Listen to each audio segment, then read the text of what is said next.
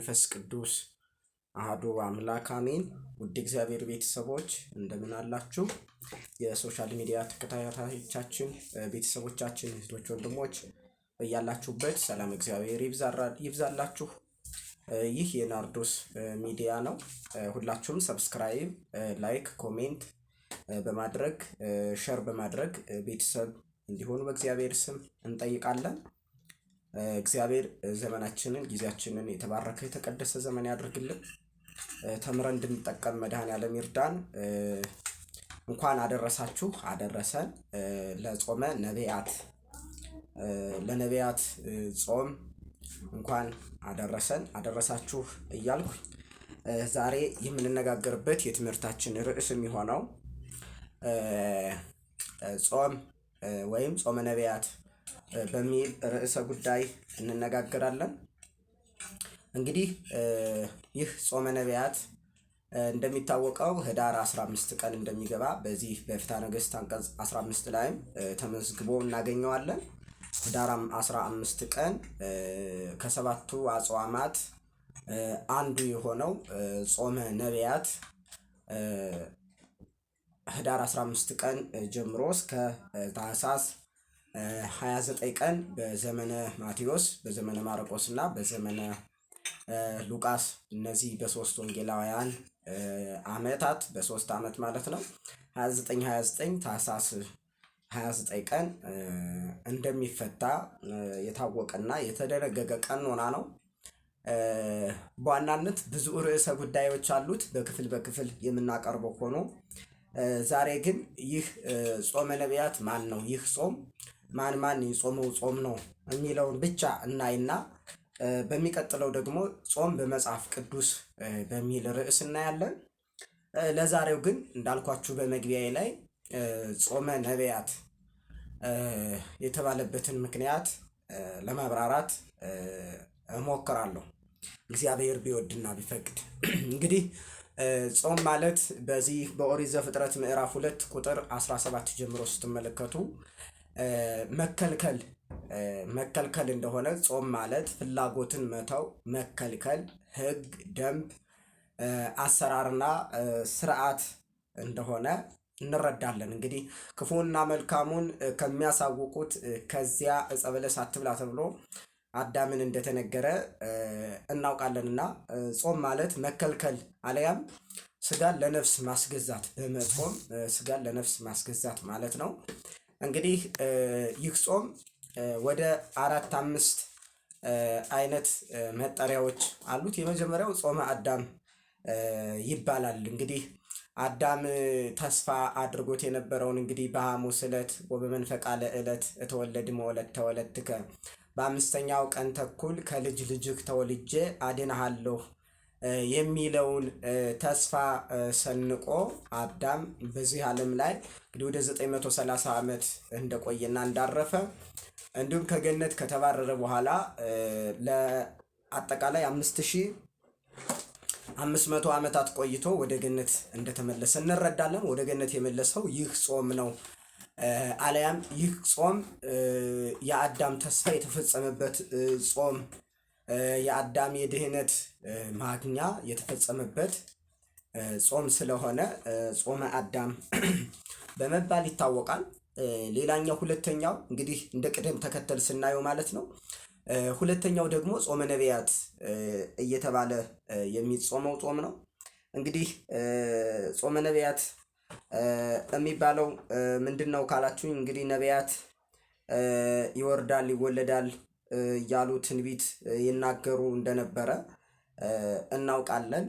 ብዙ መከራ ብዙ ጭንቅ ባገኛቸውን ጊዜ እባክህ ናና ገላግለን፣ ተንስ ወነ አድህነን፣ እባክህ ተነስተህ ና አድነን፣ ፈኑ እዴከ ማርያም፣ ከአርያም ኃይልን ላክልን እያሉ ነቢያት ይጾሙ ይጸልዩ ነበርና የእነሱም ደግሞ ትንቢት የተገኘበትና እነሱም የጾሙት ጾም 40 እየጾሙ እንግዲህ ብዙ ታሪክ ይሰሩ እንደነበረ የሚታወቅ ነው። ነቢያት አላውያን ነገስታት ድል ሲነሷቸው፣ ሲማረኩ፣ ብዙ ችግሮች ብዙ ተግዳሮቶች ሲገጥሟቸው ጾም በመጾም እንዳሸነፉ እና ጾምን በመጾም ከችግር እንደተላቀቁ እንረዳለን ማለት ነው። እና በዚያ ምክንያት ጾመ ነቢያት ተብሏል። እንግዲህ በነቢያት ጾምም ይወርዳል ይወለዳል ብለውም አልቀሩም። የነቢያትን ትንቢት ለመፈጸም እንግዲህ አዳም ትንቢቱን ይፈጽም ዘንድ ቀዳማዊ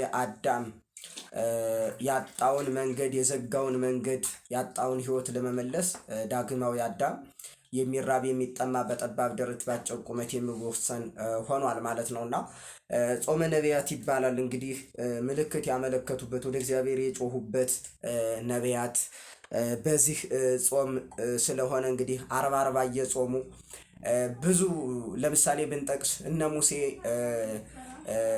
ታቦተ እግዚአብሔርን ለመቀበል እንግዲህ 40 ቀን ጾሞ ጽላተ ጽዮን ወይም 10ሩ ቃላት ታቦት እንድትሰጠው 10ሩ ቃላት የተጻፉባቸው የእግዚአብሔር ማደሪያ ታቦቱ እንድትሰጠው እንረዳለንና ነቢያት 40 እየጾሙ ብዙ ነገር ያደርጉ ነበርና የነቢያት ጾም የተፈጸመበት ጾም ነው። ስለዚህ ጾመ ነቢያት የነቢያት ትንቢት የተፈጸመበት ነው። ነቢያት ብዙ ነገር ያደረጉበት ነው። የነቢያት ጾም ጾመ ነቢያት በመባል ይታወቃል። እንግዲህ ሁለተኛው ነው። ሶስተኛው ምንድነው ካላችሁኝ እንግዲህ ሶስተኛው አርዲተ ፊልጶስ እንግዲህ ፊልጶስ በአፍራቂያ አካባቢ እያስተማረ የነበረ ሐዋርያ ነው። እንግዲህ ወንጌል ሲያስተምሩ ብዙ መከራ አለ፣ ብዙ ውጣ ውረድ አለ፣ ብዙ ችግር አለ። መራብ፣ መጠማት፣ መደብደብ፣ መገረፍ፣ መታሰር አለና የሚቀበሉ እንዳሉ ሁሉ መቼም ደግሞ የማይቀበሉ አሉ። ወንጌልን የወንጌል ትምህርት የሚጥማቸው አሉ፣ የማይጥማቸው አሉ። እንግዲህ የሚጥማቸው እነማን ናቸው፣ የማይጥማቸው እነማን ናቸው? እንግዲህ በደንብ ተለይቶ የሚታወቅ እና የሚረዳ ስለሆነ ፊልጶስ ክርስቶስ ወረደ፣ ተወለደ፣ ሞተ፣ ተሰቀለ፣ ተነሳ፣ አረገ፣ ዳግም ይመጣል እያለ በሚያስተምርበት ሰዓት የሚወዱት ሲቀበሉት፣ የማይወዱት ግን እንግዲህ ሰማዕትነት እንዲቀበልና መከራውን አጽንተውበት ከዚህ ዓለም ነፍሱን ከስጋው እንግዲህ በእነሱ ጉልበት ወንጌል በማስተማሩ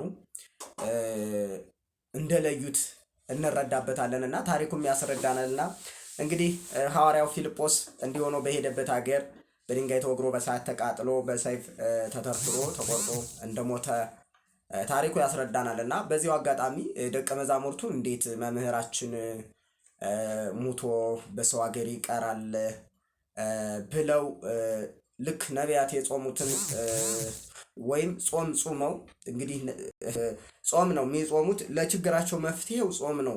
ምክንያቱም ፍላጎትን መግታት ከሆነ ልምድ መራቅ የሆነን ነገር መቅጣት ስንጀምር እግዚአብሔር ያኔ እንደሚደርስልን በደንብ ጠንቅቀው ያውቁ ስለነበረ ደቀ መዛሙርቱ ጾመን የመምህራችንን በድን እንዲመልስልን ማድረግ አለብን ብለው እንግዲህ ቀደም ብለው እንደጾሙ በዚያው ጾመ ነቢያት ለ3 ቀን እንደጾሙ ጾመ ነቢያትን አጠቃላይ እስከ ልደተ ክርስቶስ እስከ ዕለቱ 29 ቀን ድረስ እንደጾሙ እንረዳለን ማለት ነውና ጾመ አርድእተ ፊልጶስ ይባላል። በዚህ አጋጣሚ ይህ ጾም ማለት ነው። ይህ ጾም ሌላው እንግዲህ ጾመ ልደተ ክርስቶስ ይባላል። ክርስቶስ ወደዚህ ዓለም ሲመጣ ተጾሞ ተጸልዮ መቀበል እንደሚገባ እንዲሁም ክርስቶስ የተገኘው በዚህ ጾምና ጸሎት እንደሆነ የምንረዳበት ነው። አራተኛው ማለት ነው። አምስተኛው ጾመ ሐዋርያት ነው። ነቢያት ጾመውት እንዴት እኛ እንቀራለን ብለው ነቢያት ሐዋርያት ይህን ጾም ጾመውታል። ስድስተኛው እመቤታችን ቅድስት ድንግል ማርያም እንደሚታወቀው እመቤታችን እንግዲህ ርኅራኄ ልብ የትህትና ባለቤት ወንጌልን የማለዳ ወፍ ሳይቀድማት ብሉይን ከሐዲስ የጠጣች መላእክት የመገቧት ያረጋጓት የሚያማክሯት መላእክት እንደነበሩና እንዲሁም የትህትናዋ ምህዳር ልክ እንደሌለው ከዚህ እስከዚህ ነው ተብሎ የማይነገርላት መጽሐፍ ስታነብ በመጽሐፍ ውስጥ ራሷን ትለካ የነበረች እናት ናት። እንግዲህ እመቤታችን ቅድስት ድንግል ማርያም ማለት እንደሚታወቀው ትንቢተ ኢሳይያስን ስታነብ አይደለም ናሁ ድንግል ትጸንስ ወተወልድ ወልደ ከሚለው አንቀጽ ስትደርስ ከዚች እስከ ጊዜዋ ጊዜ ደርሼ ባሪያዋ በሆንኩና ባገለገልኳት ብላ የተመኘች እጅግ ትህትናን ዝቅ ብላ ያሳየችን የትህትና ባለቤት እንደሆነችና የትህትናዋ ብዛት ልክና መጠን እንደሌለው የምታስረዳን እመቤታችን ናት። እኔ በሆንኩ አላለችም። ምክንያቱም መላእክት እንደሚመግቧት እና መላእክት እየመገቧት እንዳደገች ታውቃለች። መላእክት እንደሚያረጋጓት ታላላቅ የሆኑ እንግዲህ በብሉይ ኪዳን ሊቀ ካህኑ ብቻ ምናልባት እንደሚያነጋግራት ከዚያ ውጭ ያለው ግን እንደማይቀርባት እንግዲህ ከፍታዋ በጣም ልዑል የሆነች እናት እንደሆነች እያወቀች እኔ ልሆን እችላለሁ ያላለች ግን ባሪያዋ ቤተ መቅደስ ላይ ቁጭ ብላ ቤተ ደናግል ቤተ ሄላን ላይ ቁጭ ብላ ከሴቶች ያችን ሴት በመጽሐፍ ቅዱስ ትወልዳለች በድንግልና ነው የምትወልደው የምትባለዋን ሴት ባገለገልኳት ማለት በጣም እጅግ ትህትና ነው። ምክንያቱም ከሰው ርቄ ንስ ጠብቄ የምኖረው እኔ ነኝ ማለት ትችል ስለነበረና የትህትናዋ ብዛት ይታወቃል እመቤታችንና ይህን ጾም ነቢያት መላእክት እየፈሩ እየራዱ እየተንቀጠቀጡ የሚያመሰግኑት የሚሸከሙትን ክርስቶስ እኔ እንዴት ዝም ብዬ ቀበለዋለሁ? ዝም ብዬ እንዴት እችለዋለሁ? ሰማይና ምድር የማይወስኑትን ጌታ በአፋ ያለ በዓለም ውስጥ ያለውን ጌታ እንዴት እኔ እወስነዋለሁ? ስለዚህ ባይሆን ምን ሰርቼ ልቀበለው?